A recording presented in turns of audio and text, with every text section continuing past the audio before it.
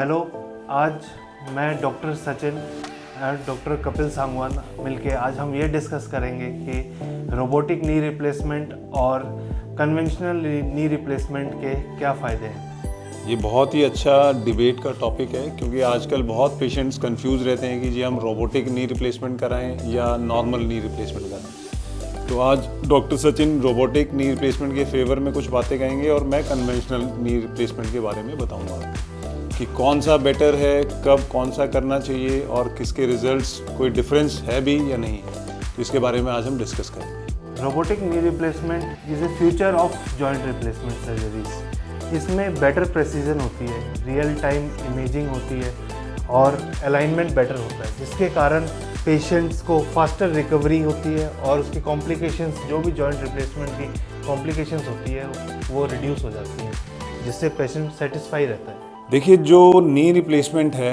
अभी भी हमारी जो रिसर्च और हमारे जो लिटरेचर ये कहते हैं कि अभी भी जो नॉर्मल जो नी रिप्लेसमेंट अगर कोई स्किल्ड सर्जन करता है, वेल ट्रेन्ड सर्जन करता है, तो that is the gold standard of knee replacement surgery. Conventional method is gold standard. हालांकि रोबोटिक एक बहुत ही एक्साइटिंग इन्वेंशन है जिससे हमें प्रिसीजन और उस पर हम काम कर सकते हैं। रोबोटिक कट्स जो होते हैं वो ज़्यादा प्रिसाइज होते हैं, लेकिन अभी उसके लॉन्ग टर्म रिजल्ट्स आने बाकी हैं। रोबोटिक सिस्टम एडवांस इमेजिंग और सेंसर्स को यूज़ करता है, जिसके कारण सर्जन को हेल्प हो जाती है for millimetre level of accuracy, जिससे कि जो घुटने हैं उसकी घिसावट कम हो जाती है, तो उसकी लाइफ स्पैन बढ़ जाती है। देखिए, जो रोबोटिक में आप जो कट्स लेते हो वो मशीन रोबोट के द्वारा लिया जाता है या रोबोट की हेल्प से, इमेजिंग से लिया जाता है। इसमें सर्जन जो कट्स लेता है वो जो कन्वेंशनल तरीका है उसमें इंस्ट्रूमेंट से और इंस्ट्रूमेंट जिग्स होते हैं उसके थ्रू कट लिया जाता है। तो अभी तक बहुत ज़्यादा ऐसी स्टडीज़ नहीं आई हैं जिसमें रोबोटिक को सुपीरियर दिखाया जाए,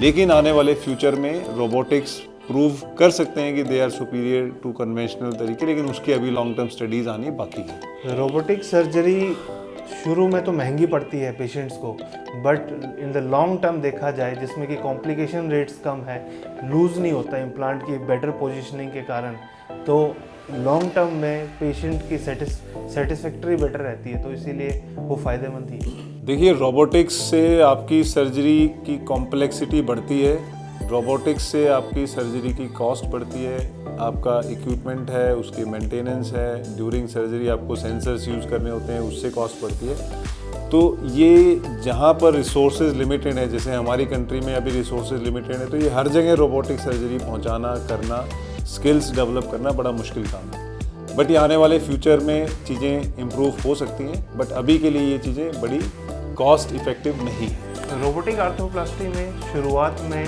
सर्जन्स के लिए लॉन्ग लर्निंग कर्व रहता है, जिसमें जो रोबोट है ना वो सर्जन्स को असिस्ट करता है ताकि कॉम्प्लेक्स सर्जरीज को प्री प्लान करके ईजियर वे से आउटपुट निकल पाए, ताकि पेशेंट्स को बेटर फंक्शन मिले। रोबोटिक सर्जरी के कंपैरिजन में कन्वेंशनल नी रिप्लेसमेंट जो टेक्निक्स हैं वो सर्जन फ्रेंडली हैं और वेल एस्टेब्लिश्ड हैं। वो काफ़ी सालों से एस्टेब्लिशमेंट में आ चुकी हैं और सर्जन्स उससे काफ़ी प्रोफिशिएंट हैं, उससे में ट्रेंड हैं।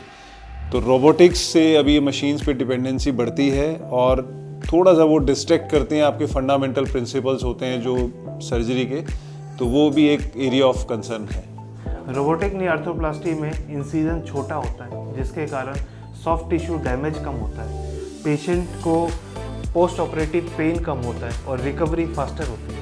देखिए, कन्वेंशनल तरीके में रिकवरी और जो पेशेंट सेटिस्फेक्शन है वो लार्जली डिपेंड करता है, सर्जन ट्रेंड है, स्किल्ड है, तो डेफिनेटली रिजल्ट्स अच्छे आते हैं और even without needing a robot. और फास्टर रिकवरी अभी यूनिवर्सली एक्सेप्ट नहीं हुआ है कि रोबोटिक से कुछ फास्टर रिकवरी होती है। अभी तक गोल्ड स्टैंडर्ड कन्वेंशनल मेथड ही माना गया है। इसमें अब हमें ये कन्फ्यूज़न पेशेंट्स को रहता है कि रोबोटिक सर्जरी बेटर है या कन्वेंशनल नॉर्मल सर्जरी बेटर है।